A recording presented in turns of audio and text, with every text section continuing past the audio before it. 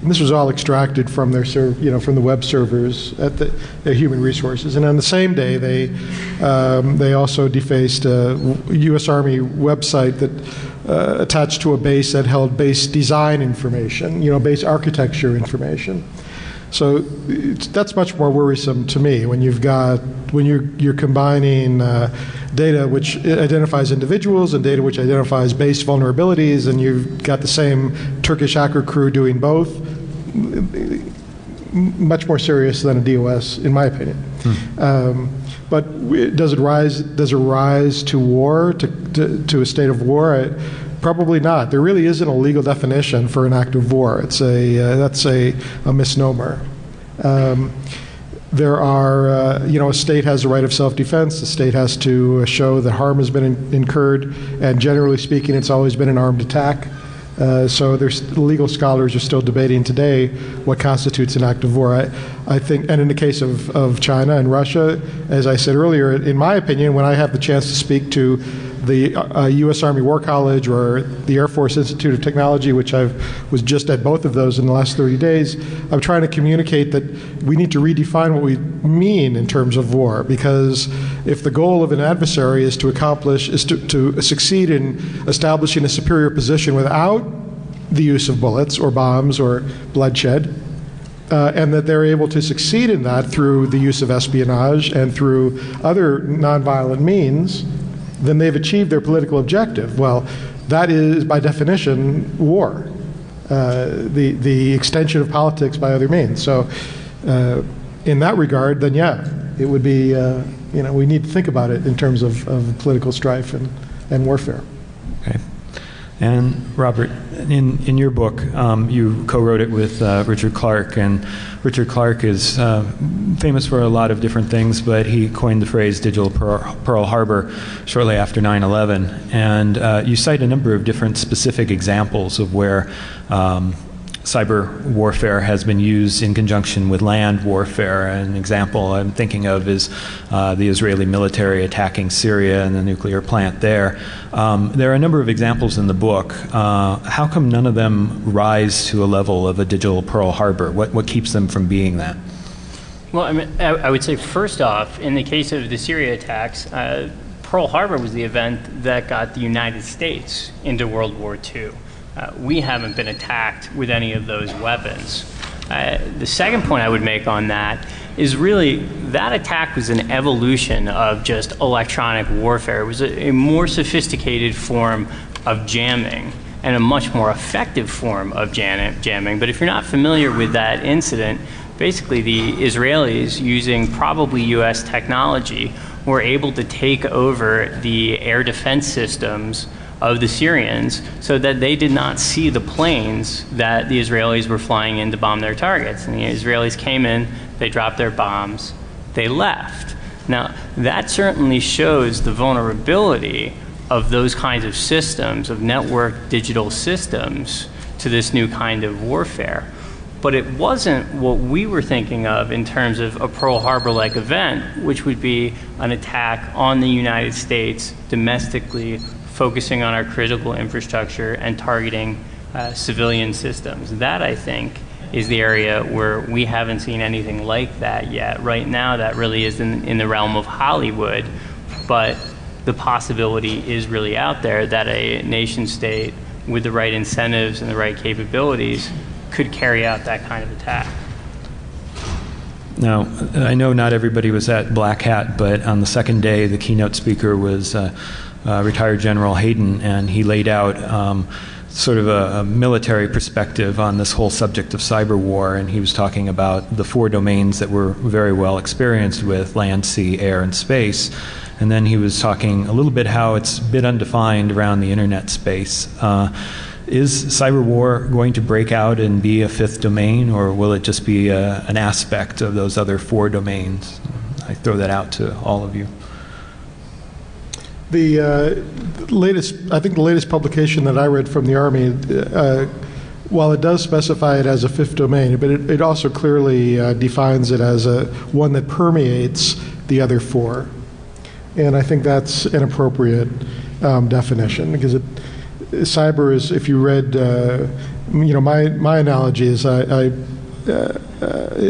refers to a Japanese book called The Book of Five Rings. So, in that book, written by a swordsman, there are four rings representing four elements, and then the fifth was the void, which sort of permeates the other four. I think that's a good example for how cyber should be viewed as sort of a part and parcel, of the other. I suppose that when you're dealing with the Department of Defense, they have a certain way of looking at things, and so cyber has to fit within that traditional way of defining, warfare, and maybe that's why it has to be in that fifth domain. But I tend to prefer it as a part of the fabric of all of the domains. I mean, I would say absolutely from a U.S. military and government perspective, cyber is the fifth domain or the fifth commons that permeates the new national security strategy and that permeates all military thinking currently. For a long time, the Air Force in particular has been looking for a new mission since the Cold War. And they've picked up on this one, and they are going to make sure that this is a domain that they can dominate the same way that they dominated the skies in the Gulf War, in Desert Storm. So, absolutely. I think actually I can't speak for the Air Force, but I know for sure that at least one publication for the Army has clarified that that they do not believe that they can dominate that domain. So I think they've backed away from that concept, which, in my opinion, is not possible. I don't think anybody can dominate cyberspace, but I wouldn't endorse that view, but I think it still does exist. Anything to add? No, I think they said it fine. I think it's hard to me imagine. I can't imagine a major conflict between serious, at least regional powers, not having a cyber element to it. I think there can be some cyber things that have no, air, land, sea, space stuff. I think that's happening all the time, but I don't see it going the other way. I think cyber will be an element of any major conflict. Okay. In a few moments, we'll take questions from the audience, so if you want to line up, there's a microphone right over there. Another question for the panel. How distinct is cyber crime from cyber war? I work in the financial services industry, and I've been told over and over by the U.S. government that they consider the financial services industry to be the vulnerable pillar, and that's the one they're going to protect the most. So an attack on our financial services, if it's for profit, is that necessarily an act of war? If I could take a stab at that one. The definitions aren't all serving us very well, because this is murky in part for purpose. I mean, if the internet was built for deniability, it couldn't have been done better. It's really, really wonderful, perfect attribution. I mean, my book writes about a case of perfect attribution, but it was kind of a pain in the ass. It took $1 million and multiple years, and got a confession out of some guys. That's perfect attribution. Not ordinarily the case. I think that one of the many reasons that the Russian government has tolerated and encouraged the organized crime figures who are mainly going after our bank accounts is because that's really handy research to have. And it's nice capability. And there could be destabilizing things in any number of ways, and one of them would just be loss of confidence, which maybe should happen sooner rather than later. Even though that wouldn't do wonderful things for our economy, it's not safe now, and it's getting less safe. So, rambling answer, but there you go. Any other comments? I would just be happy if we shelved the act of war phrase, since it doesn't exist. It's impossible to define it. It doesn't have any legal standing. An economic attack could have military consequences, depending on the motivation of the actors, or none. Depending on the motivation of the actors. So, on the other hand, it's also a laboratory. Right. So, the day job for a technologist working on behalf of a state government might be crime, cyber crime. That's what pays the bills. but it also serves as a laboratory to refine tools. And the virus, the same, Zeus Trojan that's used to steal from banks, was also in February used to obtain login information from U.S. government and foreign government employees. Same tool, but it was used for a completely different purpose. So I think it all comes down to the actor side again. And I think the only thing I would add to that is that while cybercrime does not rise to the level of warfare, the level of cybercrime does have national security implications at this point. It is a national security issue. I think if you look at the most recent national security strategy and you compare that, the interest that it defines in economic prosperity, in the development and strengthening of our technology base as our main export, that incidents like the hacking of Google and the loss of that IP really do rise to a national security concern. And that's why in that area, I'd say we really want to treat that as a major cybercrime rather than as a case of industrial espionage perpetrated by a state, because more likely than not, that was about profit motive than anything else. I disagree with you on that. If you're talking about the Google attacks that they went public in January, I don't think that was largely about money. I think it was very interesting how Google made it public and what they said. But one of the things they said is that they were they were cracking email accounts or other accounts of dissidents, and so I think there was clearly political motivation there as well. I mean, I think they wanted IP as well, but I think national politics was a big part of that.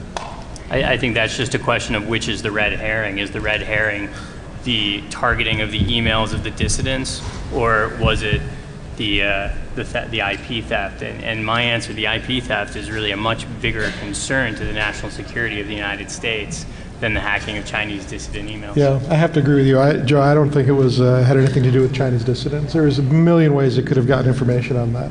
They didn't have to have such a sophisticated approach to targeting Google plus another 30 companies. In my opinion, and this is purely my opinion, the target of that attack was cloud technology, cloud source code related to the cloud. The companies that came forward and said, yes, we were part of this. It's a handful of companies. We're all, one way or another, involved with cloud services. And Google, the very first thing that a Google executive said was, this has nothing to do with the cloud. It has nothing to do with the Google Cloud. So to me, that's immediately tells me that that's exactly what it had to do with.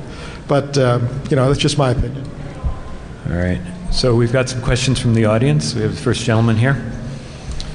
Hi, my question is, a lot of times when you bang the drum about war or talk about a Pearl Harbor type incident, there's some context of losing privacy or losing something in response, right? People have to take a sacrifice to stand up to war. And I wonder if this is putting us in a context where we actually could still do a civilian approach rather than a military approach to critical infrastructure and to cybersecurity that would not require the loss of rights or would not have the same sacrifice attached to it. So for example, in 2003, when we had the major blackout in the Northeast United States that was related to utilities, or other examples of major catastrophes like Katrina, if we focused a civilian approach, would it be less likely to cause harm? And we would be less likely to want to give control to a military infrastructure. I don't think anyone is suggesting that I don't think anyone is suggesting that the military would have any control over civilian infrastructure anyway. It would be illegal. I don't even think that could be done. Yeah. Well, in having them lead the cybersecurity emphasis or having them run the department. Yeah, I'm not. I don't think that's been They're proposed. not. I mean, Howard Schmidt, as much as anybody's running it, it's Howard Schmidt, and he's civilian White House. And DHS is in charge of protecting domestic assets to the extent that anybody is. It'd be nice if I think the government was more in charge of protecting civilian infrastructure. It's in private hands. So I think it's kind of a bugaboo. I don't think that's a big. That's not it doesn't keep me up at night. I think it would be nice if the government did some more stuff in this area quickly. I would say that what I recommend when I have a chance to talk to somebody at DoD is that they act as a customer, that they understand that they are a huge customer for the civilian power grid, and that they